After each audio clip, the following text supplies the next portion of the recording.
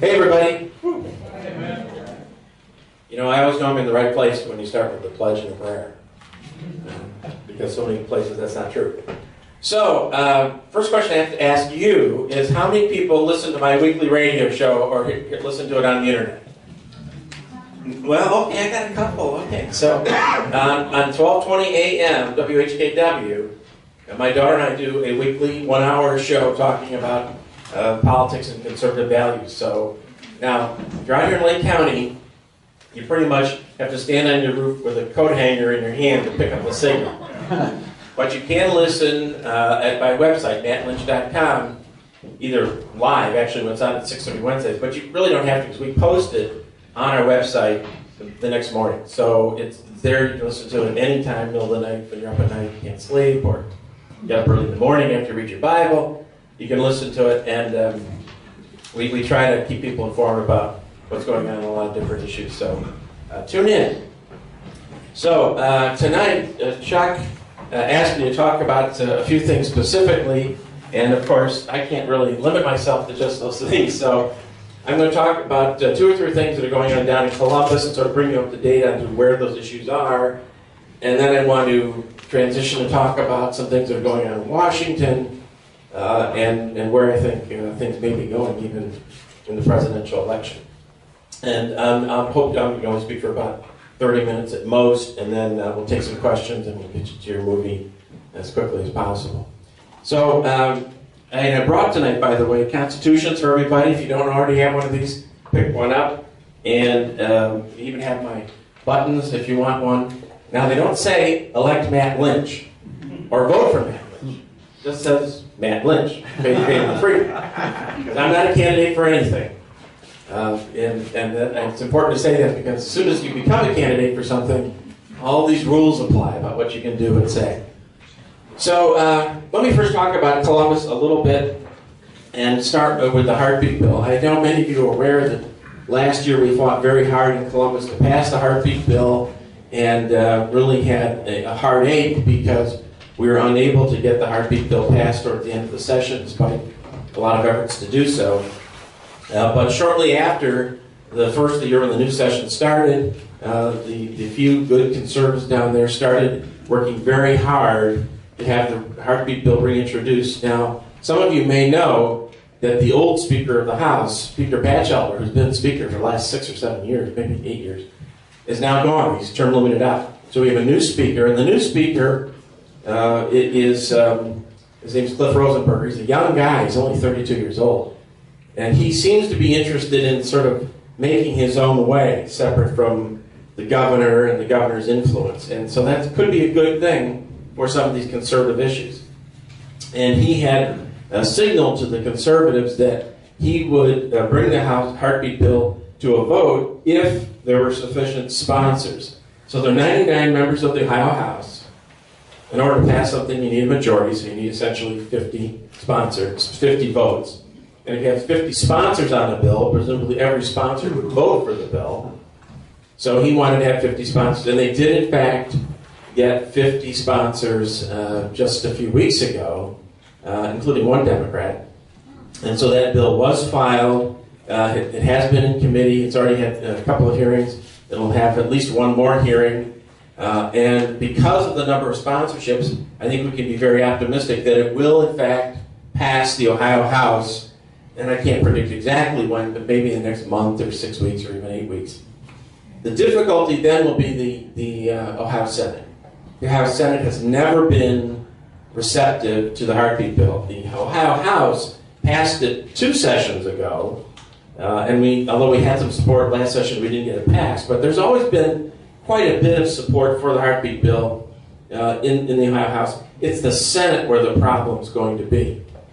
And of course, even getting it past the Senate, we then have to get the governor to sign it. Now, the governor has said on many occasions that he would sign the heartbeat bill if it was passed by the full legislature.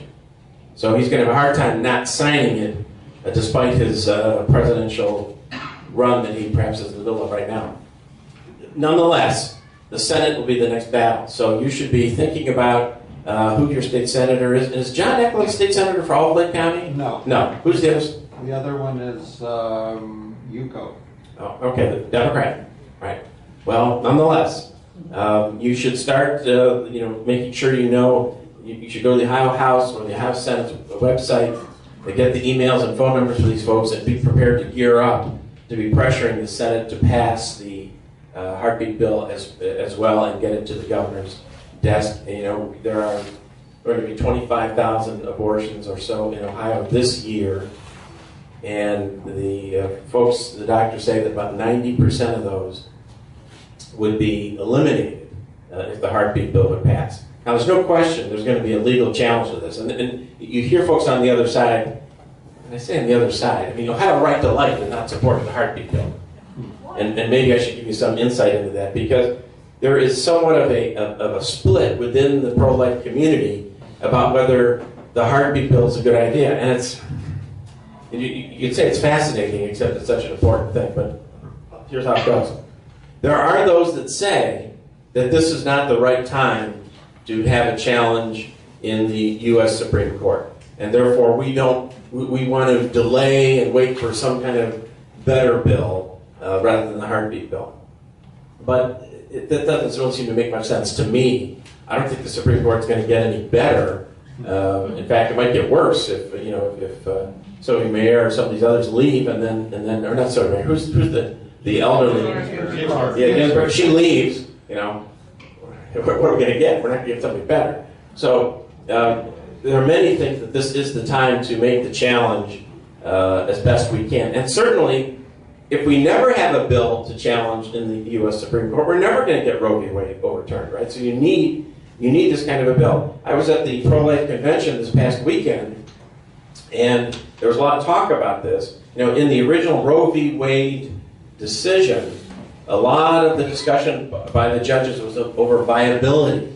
Could the child survive on its own? And as I'm sure many of you realize, the advances made in fetal technology and medicine have been tremendous, and the babies are born, weeks and weeks and months premature, and they survive these days. So viability is a moving target.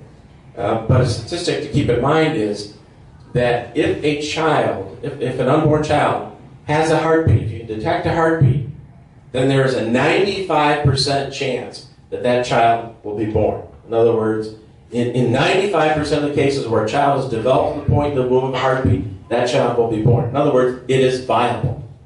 And therefore, that's the argument that could be made in the U.S. Supreme Court, that the heartbeat really is a standard by which we could eliminate most abortions. Now, there are those, and I met some of these folks at the pro-life convention, that say that we should not accept a law that leaves 5% of the abortions legal. And you follow that, right? If we pass the heartbeat bill, 95% of the babies are saved, 5% are still lost under the heartbeat bill. And there's no excuse for any unborn child at any stage of development that should be sanctioned that we to take its life. So I don't for a minute accept that it is morally acceptable that those 5% can be destroyed in the womb. Having said that, I'll take that 95% step first, and then fight that 5% battle. Because if we could take the abortions in Ohio from 25,000 to 2,000 or 3,000, that would be a major step forward. So keep your eyes on that, and as the heartbeat bill moves forward, be prepared to argue with your senator. But it's a fight I think we will win in the Ohio House, at least, fairly soon. Okay, let's talk a bit about Common Core. That's another issue that we fought hard over last year. I know many of you have followed the Common Core arguments. It seems like every couple of weeks I'm asked to go to a Common Core meeting someplace. There were 2 in Geauga County last month, and there's one in Summit County next week. And does everyone in here know what Common Core is, pretty much? The federalization, if you will, the nationalization of the education system, funded essentially by the Gates Foundation. Nancy? I was going to say, if people don't have any information on it, we have some stuff they can take home and just kind of look. We have stuff on Common Core. Okay, very good. So, we had a bill to repeal Common Core. In fact, we had 2 different bills to repeal Common Core in the Ohio legislature last year. Both failed, and if you want to know the story of that, go to my website because there was a lot of fighting about how that happened, why that happened. There's no bill currently in the legislature to repeal Common Core. But there is a bill, House Bill 7, which is designed to protect the children from the testing that comes from Common Core. And just to review this, if you don't know this already, Common Core requires this very intensive testing of the kids, and to such an extent that really the teachers are teaching to the test, and the kids are pressured on these tests. There's a lot of bad stuff about these tests, and I'll let you study that on your own. Some years ago, in the last 2 or 3 years, the teachers' unions and the schools recognized that this testing was going to show some bad things about our schools. They were going to show the schools not doing well, the teachers not doing well. And although these tests are designed to evaluate the schools and evaluate the teachers and the principals, the administrators, and the teachers' unions, they successfully lobbied that the tests would not be used to evaluate them, at least not in the first year of their application, which is this year, 2015. So they essentially were exempted from being evaluated by these tests that have been going on right now because they knew the test results would be bad. But they didn't exempt the kids from being evaluated by those tests, if you can imagine that. And why is that? Because your kids don't have lobbyists. So as this Common Core issue has heated up, one of the demands has been that the children, the students, should be exempted from any adverse consequences from taking these tests, because these tests, for a lot of different reasons, are not going to be a good way to evaluate our students, and they should be exempted. And that's what House Bill 7 does. It essentially says, no, we're going to put off evaluating anybody, students included, at least for 2015. Doesn't get rid of Common Core, but at least it's sort of a pause, they're calling it, in the effect of Common Core, in the effect of the test. But don't be fooled. The Common Core is still very much alive. It's still very much affecting our children. And if you haven't considered having your children or grandchildren opt out of the Common Core testing altogether, because that is something you can do, you should go to the website for Ohioans Against Common Core, or you can go to my website, mattlynch.com, and you can download the forms, and you can have, the students can actually opt out of taking the test, which is a very interesting strategy that was started over a year ago now, primarily by Ohioans Against Common Core, because the part testing that goes on under Common Core is the way that the schools get funding, all right, from the federal government. But the federal government, here's a surprise, they don't trust you, all right? So the federal government requires that each school have at least 95% of the children taking the test. If they don't have 95% participation, then they don't get the money. And so the goal was to have at least 5% of the students opt out, which would essentially blow up the whole system, because the schools are after that money. Well, as of the last numbers I heard, as of 3 or 4 weeks ago, Ohioans Against Common Core, from their website, had been downloaded the form to opt out over 40,000 students. And my local, my local school system in Kenston, they had dramatically more than 5% opt out, including my 2 grandchildren, by the way. So that movement really is what has pushed the legislature to say, okay, we'll hold the phone. Maybe these tests won't apply, because actually the parents have pulled the rug out from under that system.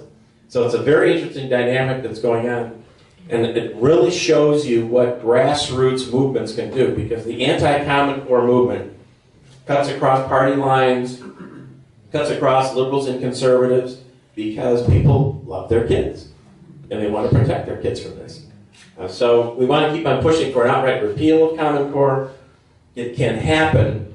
There was a bill actually found in the Senate, I don't know if it's going to go anywhere, to stop the funding for Common Core, which really is how it has to be stopped, I think, ultimately. Because this is all about the money, right? It's all about qualifying for the federal money And the way you qualify for the federal money is to comply to the Common Core standards, which might be bad standards, might teach our kids all kinds of bad stuff, and again, you can look into that yourself. But that is how we induce people to comply with Common Core. That's the only reason any of the schools got involved with Common Core, because they were chasing the money. It's something I've said a lot, that we in this country as citizens, they're not stealing our liberty. We're selling it to them, and they're buying it with our own money. And it's a tragic situation. And it's Obamacare, it's Common Core, it's the EPA, it's every alphabet soup agency you can think of that is using federal dollars to force compliance at the state level. And of course, you may have heard me say before, and it's certainly true, in Ohio alone, almost 50% of the entire Ohio state budget comes directly from the federal government. And if 50% of your money is coming from Uncle Sam, you're not a sovereign state any longer. You're just a department of the federal government. And that's a situation that we really have to turn around, or try to turn around. Okay, so the third thing I want to tell you about Dr. Columbus is something that hasn't happened yet that I hope will happen soon, which is the American Law for American Courts bill. Now, you're going to have Act for America here next week, and they're going to talk to you about this, I suspect, in some detail. Act for America is a very aggressive organization trying to identify the threat of the encroachment of Muslim power, really, in our country, and what it how it might be affecting us. And one of the ways it affects us is through the application of Sharia law. And as I'm sure many of you know, Sharia law is not kind to American values. And you might say, well, Sharia law, that's never going to happen here. In fact, Sharia law has been applied in American courts already, including in Ohio, primarily in domestic courts and juvenile courts, where you have a Muslim parent or a Muslim spouse trying to argue that their religious law, Sharia law, should trump our civil law in an expression of, well, it's my religious liberty, right? So, and as backwards as that might sound, that argument has actually been accepted in some Ohio courts and in courts across the country.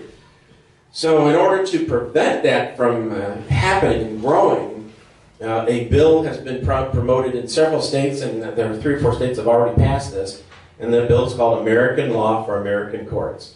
And as the name suggests, the bill simply prohibits the use of this foreign law in an Ohio court, so that you can't bring in any foreign religious law and apply it in an Ohio court. Now you might think, that's pretty much a no-brainer.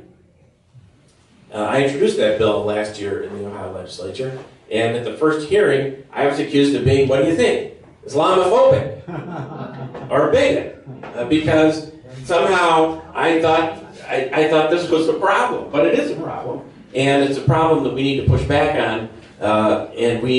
I have talked to 2 different members of the Ohio House about reintroducing that bill this year. So far, no one has done so. So if you know who your state rep is, I suggest you maybe call him or send him an email and say, hey, we need to keep American courts only have American law, and let's have the American Law for American Courts bill proposed in Ohio. So that's the update on Ohio. Now, I do want to talk to you about some of the 3 handouts I gave you, because they all raise issues that I think are important for us. This first one, the little flag at the top, you can read that on your own, but that's an email that I sent out just this week. Now, how many folks got this in their email box? Okay, if you haven't gotten this in your email box and you're interested in this kind of thing, go to mattlynch.com and sign up, and you'll get it directly. But this really, I felt compelled to send out, because it was important to understand what's just happened. You all know, of course, that last week or 10 days ago, whatever it was, John Boehner and the Ohio House of Representatives collapsed on the battle to stop illegal immigration order of the president in the United States. And you might recall, because it wasn't that long ago, just last November, October, when all the Republican candidates were promising they were not going to let Obama get away with this. In fact, I remember so well when I was running for Congress last year, I actually went to Washington a couple of times. You know, you have to go there wearing waders most of the time, but I went there. And I was talking to a congressman, and we weren't talking about this particularly. We were talking just generally about the president and his use of executive orders to really go around the Constitution, go around the Congress. And this congressman said to me, quite sincerely, I thought, he said, you know, you're right, Matt, and if he does this one more time, we're really going to do something about it. But they don't. They don't. John Boehner said, we're not going to stand for this, we're going to stop this. They all said this in their campaigns. And then last December, you'll remember, came the so-called Cromnibus bill. I like to call it the Cramnibus bill because they crammed some of the stuff into it. That was the budget bill. And they said, oh, we're going to pass a budget. Now, there are a lot of things wrong with that budget, frankly, because they fully funded Obamacare, which they shouldn't have done. That was very bad. Again. But they said, well, we won't fund the amnesty program. We're going to hold back on the Homeland Security budget, and we're going to really fight that, but we're just going to do it, you know, in the new year when all these new Republicans show up to help us out. That was the argument. And in fact, if you listen to my radio show from last week, we put a tape together of all the different Republicans that said, oh, we're going to stop this, we're not going to let this happen, we're going to draw a line in the sand, we're going to do whatever it takes to stop this. And of course, the House, that is the U.S. House of Representatives, did pass a bill to fund Homeland Security without funding the amnesty program. And all the Republicans lined up and voted for that bill. And then they sent it over to McConnell in the Senate. And what did he do with it? Nothing. Literally did nothing. That bill was never taken up, it was never debated, it was never voted upon. And this email is sort of an attempt to explain why this happened. And the first thing to understand is that the Senate claimed that they didn't have the votes. Now, let me first say, you think they knew they didn't have the votes back in November when they told us they were going to do this? I mean, was this a surprise somehow they learned that they didn't have 60 votes in the Senate? They know how many votes they have. They didn't have enough votes to bring it to the floor for a debate and a final vote in the Senate. And they knew it back in November, December when they told us they were going to somehow get this through. So one would have assumed that they had some kind of a strategy in mind and not just shrugging of the shoulders and saying, oh, well. But apparently they didn't have a strategy. But as I explained in the email, it's kind of a lie. It's not kind of a lie, it is a lie that they didn't have the votes because the Senate rules require 60 votes to bring something to the House floor to a vote. The Constitution doesn't require 60 votes. You can pass anything with 51 votes in the Senate. It's just that they adopt these rules. Now, who makes the rules? The Senate makes its own rules. And how many votes do you have to make and change the rules? Just 51. So they could have changed that rule. And you might say, and people say, oh, well, you know, the dignity of the Senate calls us, we must respect the rules. You know, my point is, the dignity of the Constitution says you must respect your oath and defend the Constitution. But they wouldn't change the rules. And they held up this excuse, oh, we shouldn't change the rules. Now, remember, do you think the Democrats changed the rules when they were in power? Yeah. Harry Reid threw out the rule specifically to do what? To approve judges for the federal courts. And they used that very powerfully during the past several years in order to stack the federal courts with liberal judges who also don't care about the Constitution.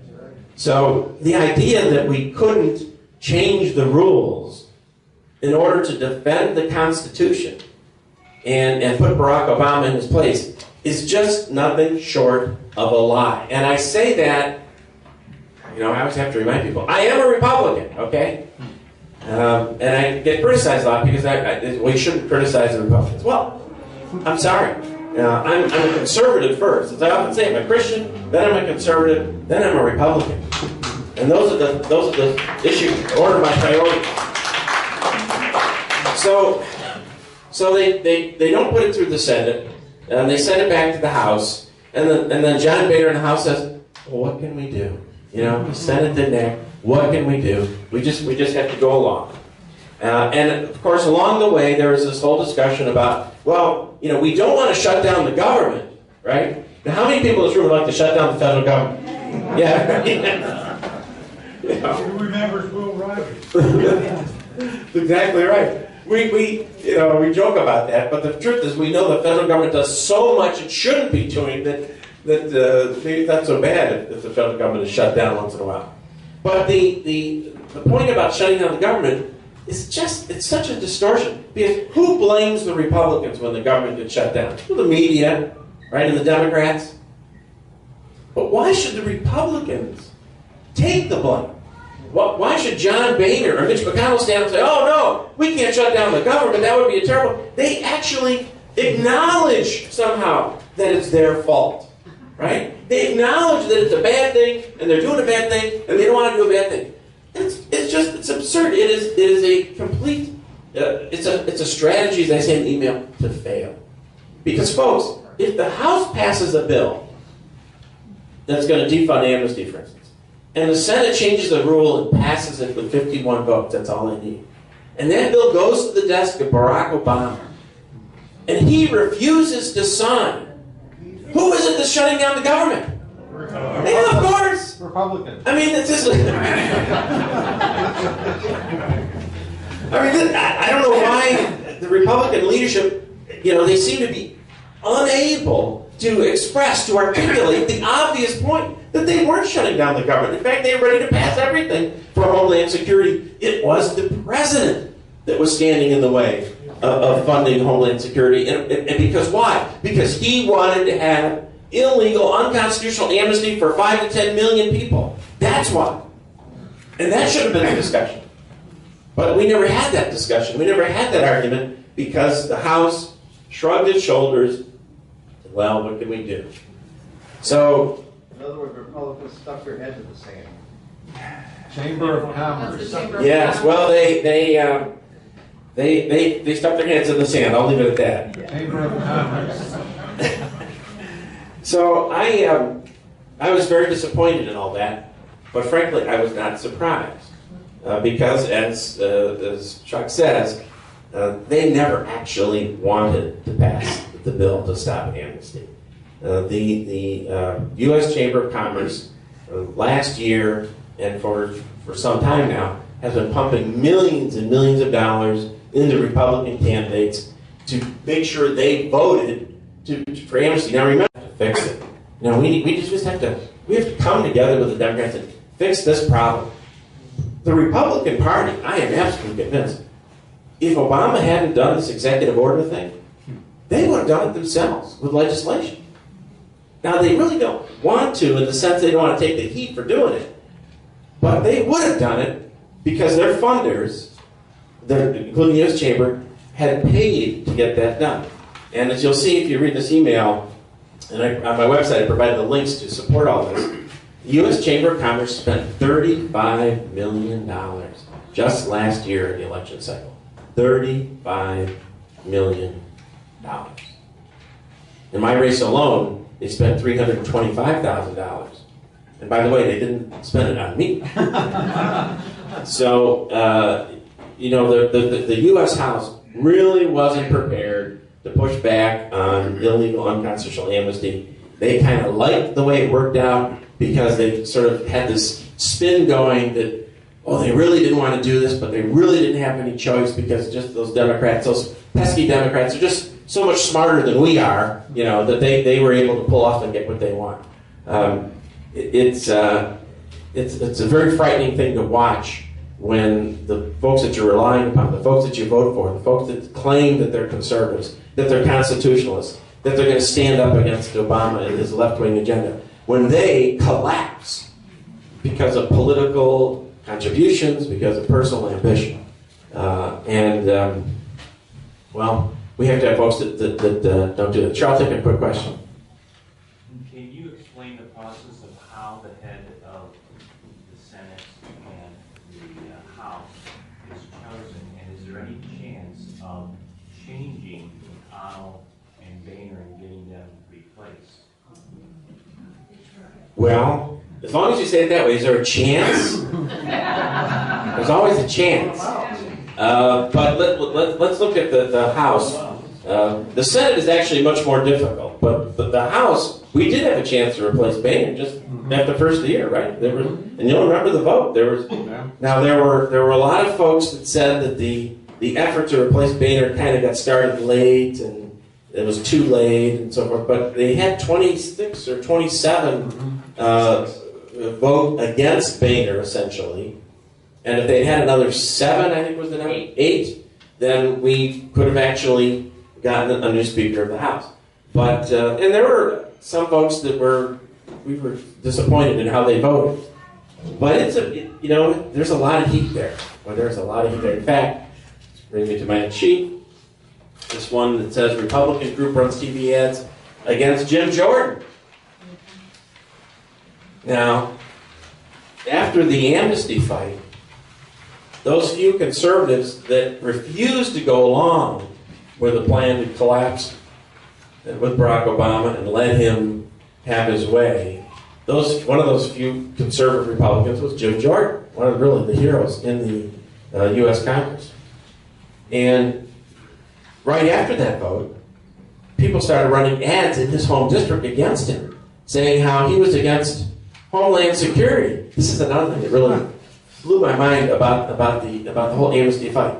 If you were going to tie amnesty to a particular issue that you might have to go against, don't you think Homeland Security maybe wasn't the best one? I mean, if I say to you, are you for Homeland Security? Well, who's not for Homeland Security? So when Jim Jordan votes against the Homeland Security budget because it's allowing Obama to essentially shred the Constitution, he has ads run against him saying he's weak on security. Now that's bad. But the real bad part is who was running the ads? And the answer is John Boehner. Read this article. It's John Boehner's super PAC that took out ads against one of his own Republican members. And that's why getting rid of the Speaker of the House is so difficult. Because it isn't just you can vote how you want. No, if you don't go along with the program, if you're not part of the go along, get along crowd, you get singled out. And they attack you. And they will try to get you out of office. Because they only want people who will comply. And we all have these conversations, I know. It's very, not just frustrating, but frightening, how much control they can have. And most of these folks in Congress simply don't have the backbone or the interest in standing up. Now, 2 years ago, there was a handful, I think it was 12 or 14 voted against Boehner. Now we had 27, 26. Don't need that many more. So, if we could get 3 dozen hardcore conservatives next time around, maybe we won't have Boehner. Although I have to say, I have heard rumors that Boehner may not even run next time. So I don't know if that's true, but there's some rumors going around to that effect because he's been so wounded by this process. This is where voters got to vote them out. That's the way to get rid of him, vote him out. Well, you're right. In his local district, he can be voted out. Not an easy thing to do because you can imagine how they defend his seat where Boehner lives. But it's not impossible. Look at Eric Cantor. Eric Cantor got bounced out. Very surprising. So it is possible to. And let me take one more question before I move on. Well, I was reading though that recently, even when some of the conservatives were upset about Boehner and talking about the idea of a coup or something, that the reality is because Boehner has relied so much on being in collusion with Nancy Pelosi and Democrats to get, they've got more Democrat support for like amnesty and these other bills than they do Republican support. It's like this perverse kind of bipartisanship where Pelosi would corral all of her people to vote for him and not to vote for her. Yes, because it's not just the Republicans that vote for the Speaker, it's all of the members of the House. Now, typically what happens is that since the majority can override the minority, right? So the Republicans have enough votes that they can vote whoever they want to be Speaker, as long as they're as a group. But if the Republicans are split, then the Democrats become the swing vote, right? Yeah. So, and what you said is exactly correct. If, 50 Republicans decided they were going to not vote for John Boehner, he might still be the Speaker because all the Democrats would vote for him. David, you have some insight If there? I could add in, actually, what you're referring to This is David Haas from Heritage Action, by the way, folks. A wonderful resource in Northeast Ohio. Not a problem. What you're actually referring to is a Hassert rule. Actually, what Max was referring to. So this is basically, the House has this rule that says that if the majority party votes for something, you have to go along with it. Of course, John Boehner has not done so. He's actually violated the Hassert rule about 9 times in the last session. The process that you were referring to, where Democrats would give him cover even if they wanted to move against the speakership right now, is called vacating the chair. Eric Erickson had a wonderful piece on that on Red State. I encourage all of you to go home and read it. And that's all. Yes, thanks. Now, my wife and I over the years have, you develop little jokes between husband and wife, and when we face some dilemma in life, we'll often say, well, now, is that a rule, a policy, or a law? Depending on how seriously should we take this? The Hassert rule is almost more of a tradition. There's no law or rule that says, hey, you have to have so many votes to bring something forward. Now, when we talked about the rule in the Senate, that's actually a formal rule. It's not a law, but it is a formal rule. So the Hassert rule should really be the Hassert policy, and the Senate rule is the rule. And by the way, this should be the law. So, okay, so let me finally just deal with this last issue, which I just going to bring to your attention. Steve LaTourette is still around, and as you all know, I'm sure, the issue of traditional marriage and so-called gay marriage is heading up to the Supreme Court. And just this week, a brief was filed by a long list of folks. And if you go to the website in this article, you can actually go to the brief and see it, and see the long list of names, all in support of so-called gay marriage, and telling the court, we really have to have gay marriage in the United States, as perverse as that might seem. And one of those signing on to that brief was our old friend Steve LaTourette. And it is interesting to see, because of course Steve LaTourette is, presumably is a Republican, and where is the Republican Party going on this issue? We should not have any illusions about what is likely to happen in the upcoming presidential election. They're working on the presidential platform now for 2016 right now, and there's tremendous pressure to eliminate the anti-gay marriage platform, which has been in the Republican platform for I don't know how long, for decades certainly. So it will be sad to see if the Republican Party collapses on this issue, but I think this is indicative of where the Republican Party is going. And if we're serious about our faith and serious about our conservative values, then we just have to sort of face up to this. I think it's going to be a real challenge for us in the future to find candidates that actually believe in traditional biblical marriage. We saw what our U.S. Senator did, and I think we're going to see more and more of that. Now, some have suggested that since Steve LaTourette signed on to this, that somebody should ask his daughter, who's in the Ohio House, how she feels about this issue. And maybe somebody should ask our Congressman Dave Joyce, since Dave, in almost every speech he gives, talks about how grateful he is to his good friend Steve LaTourette for helping him get that seat. So you might wonder what his political view might be of this issue. So finally, let me just tell you a little bit about CPAC. I was at CPAC 2 weekends ago. You all know what CPAC is. It's the Conservative Union's political action conference that they have in Washington, D.C. every year. I went with my daughter, Carrie, and she describes it as, sort of the rock concert for conservatives, and it really was great. There were 14,000 people there. I'd never been before. Every presidential candidate that was a serious candidate showed up. So I was glad to see John Kasich didn't show up because I don't want him to be a serious candidate. But all the others were there, and it was very interesting to observe them. So I'll tell you just a couple of things that, I will say this, one of the best speakers was not a candidate for president. It was the Duck Dynasty father, I don't even know his name. Phil. He was great. I mean, he got up there and he preached the word to 3,000 people in that room. And by the end of it, they were all hooting and hollering. I mean, he really did a great job of preaching the truth. And he got there, he said things like, I love you too much to lie to you. So here's the truth. This is what God says. So it was a great experience. Presidential candidates, not quite as good. But still, they were generally, Scott Walker was excellent. Scott Walker was very at ease with himself. He was walked around the stage and spoke from his heart. He didn't have any notes. He was very casual and really very attractive in his presentation. And he said something that I certainly believe. He rejects the political philosophy that says what we need to do as Republicans is to control our conservative wing of our party, to reach out to the middle, to be more moderate, so we can somehow convince those squishy 5 or 10% in the middle to come over and vote for us. It's something I describe as chasing the voter. But Scott Walker says, no.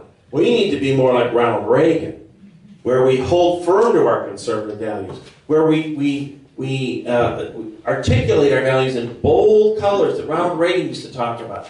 Bold, vivid colors of conservative values and the value that has. And in doing so, we don't chase the voter, we lead the voter.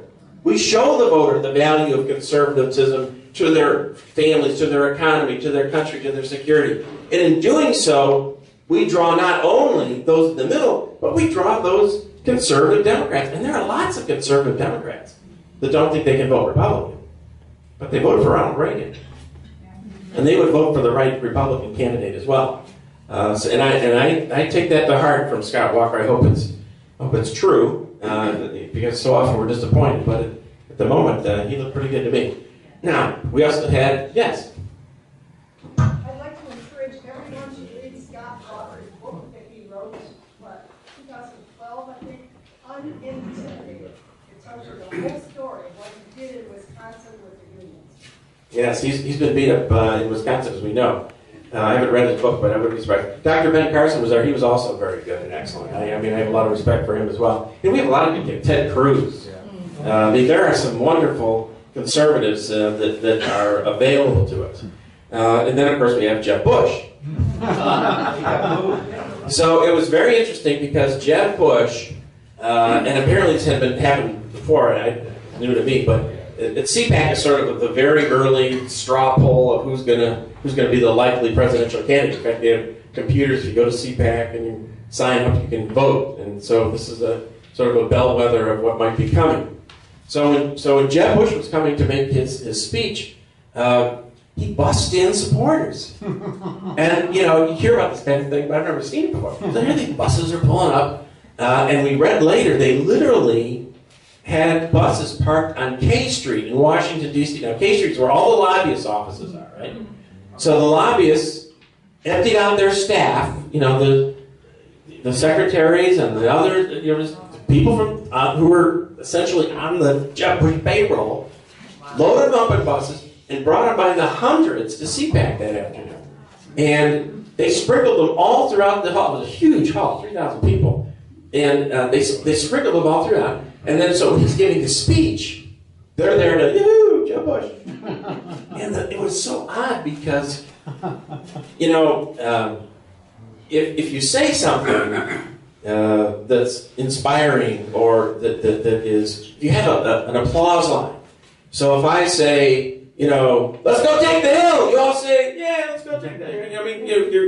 You respond to that. Well, Jeb Bush would say things like, well, the sky is blue. Oh, they'd all jump up and scream and holler how wonderful it was. They were applauding and yelling at all the inappropriate times. It was just so odd. It was hard. You know, you say, what are they yelling at? They didn't say anything. And you could see it was so funny. Now, that didn't really translate to the media, I don't think, but that was definitely the feeling in the hall. And the one thing that was really telling to me, and he didn't walk around the stage, and so he was interviewed by Sean Hannity, in effect, for his little presentation. And Hannity asked him a question. Sean Hannity says, well, Governor Bush, you know, what are the top 5 things that you're going to do if you get elected? What are the top 5 things? Yeah, he talked about tax reform, and he talked about the regulations, this, that. And then he moved on. He never mentioned Obamacare. Every other candidate, as you might imagine, talked at least a little about how we had to repeal Obamacare and get this off the back of the nation and so forth. He never mentioned. And when that question was answered, and Sean went on to the next question, people in the audience went, he didn't mention Obamacare. He didn't mention Obamacare. He doesn't think Obamacare is in his top 5 problems to deal with as president.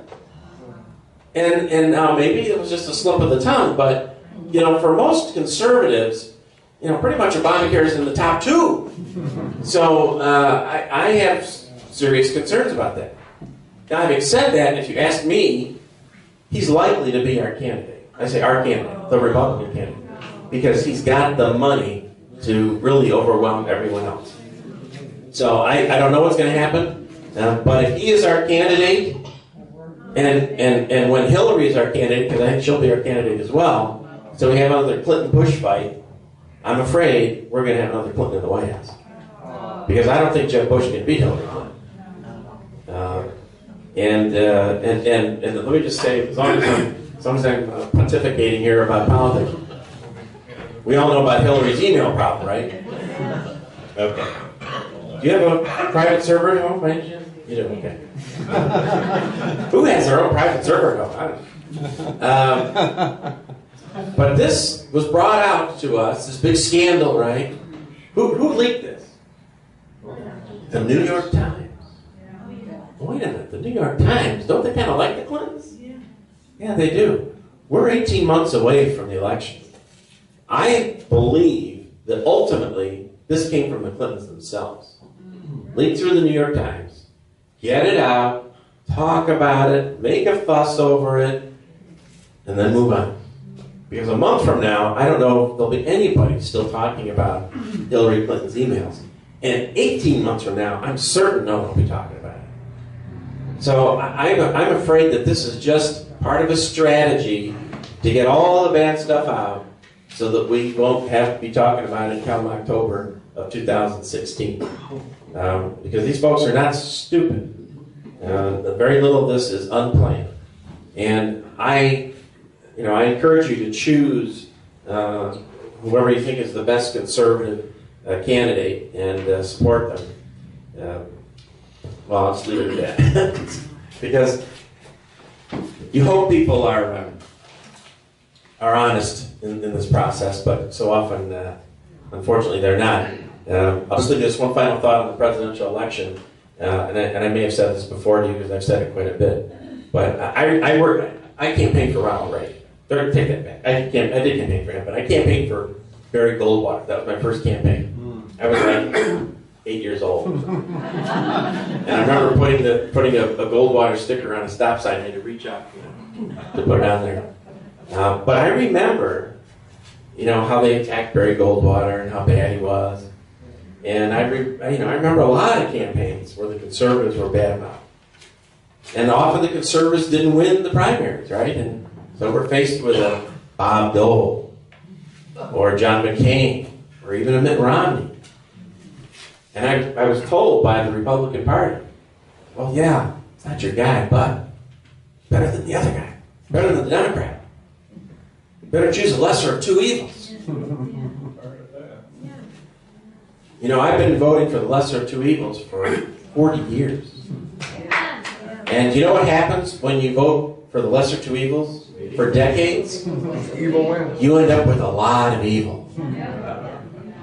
And I do not believe that our country is going to be served by knowingly voting for evil.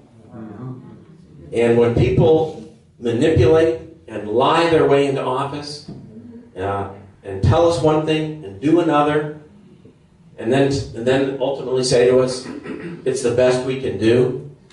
I'm just not prepared to accept that anymore, and I encourage you to think about whether or not you're willing to accept it. So with that, I'll take a few questions, and then I'll shut up. Yes?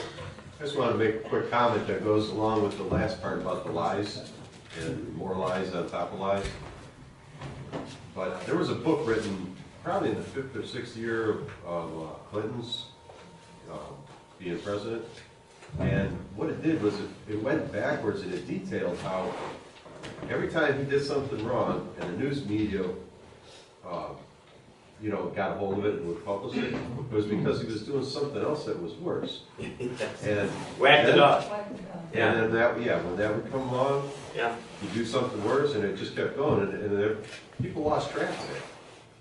So as far as their lies on top of lies go, I just wanted to... Well, I think that's true. It's very confusing when there's so much information. And of course, as you know, most folks are not sitting at a Liberty meeting tonight, right? They're home watching, I don't know what they're watching. Kardashian. Any other questions? If not, I'm going to sit down so you can watch your movie. Yes? Matt, you know, Yeah, John. I went down to Columbus numerous times. Yes. Give testimony on some of your bills, bill sites, and some of the other ones. Like, I don't know, you read in the article where ICE raided in California those 20 baby hotels? But basically, and not one person was arrested. Basically, what it was that ICE went in and raided these hotels. And basically, it's a place where illegal aliens have babies. And of course, they basically use Amendment 14 to become a child. And there is a bill that I think it's 1146, 7, 8, or 9, or one of those that they're trying to define that. Yeah, this is the birthright citizenship. You all know about that. If you're born in this country, even if you're in labor when you crossed the Rio Grande and came into this country illegally, you have that baby in this country, that child is a citizen. And when you connect birthright citizenship with what's called chain migration, which is if you have a close family member who's a citizen, then you can bring the other family members in. You just create this massive wave of, quote, these are so-called legal. These are legal immigrants. No, you're talking about the illegal immigrants. And there is a bill, actually, a similar bill had been actually sponsored by Harry Reid some years ago to stop birthright citizenship. But of course now he doesn't want to support that. But yes. But in reality, they were estimated last year there were 300,000 illegal aliens that had children here, that became citizens because of this.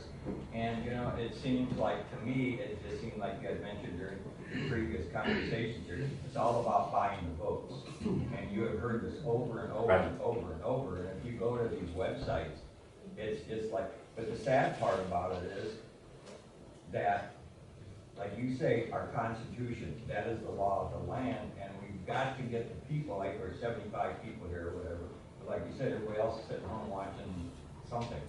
But we need to educate and inform these people what actually is going on in our country. Well, one of the things that has become apparent, the left is flooding the zone, right? There's so many issues. We can talk about Sharia law in America. We can talk about the immigration problem. We can talk about Obamacare, the tax system. It just goes on and on and on about the issues that we're fighting against. It seems all the time. And it can be overwhelming. Who wants to retire to Arizona? But McCain State. I don't right. Maybe Texas would be their choice. But I have 9 grandchildren, and folks ask me all the time if I'm going to run again, and the thought is daunting to say the least.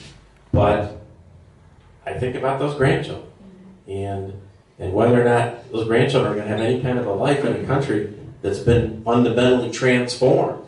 And Obama didn't start it, but boy, he's put a pretty good finishing touch on it. So listen, I'm going to sit down and get this movie, but I do want to ask you 2 more questions. And you're going to be, you know what a focus group is, right? Mm-hmm. So you have people come in the room and they tell you things, and then you figure out what to do as a result. So how many people in this room either contributed to or worked on my campaign, my Bradford County. Okay, I'll shut my eyes so I can't see exactly who you're. Okay. So, I so appreciate it. And when I think about whether to run again, I think about you. I think about those that contributed and worked so hard on a cause that was really, boy, a tough cause. And I know how hard that Chuck and Nancy worked and all the folks out here in Lake County. And there were 54,000 votes were cast in that election. We only lost by about 5,000, which means another 2,500 swung the other way. We would have won that election. So it was extremely close in a race that nobody thought we had a prayer in. Do it. So, so the other question is, and believe me, when people ask me if I'm going to run, I always say, well, I'm waiting to hear from God, my wife, and the voters, in that order. So, no, my wife's not here, but she talked to me, believe me. I mean, how many people in this room really think we should try to do this again?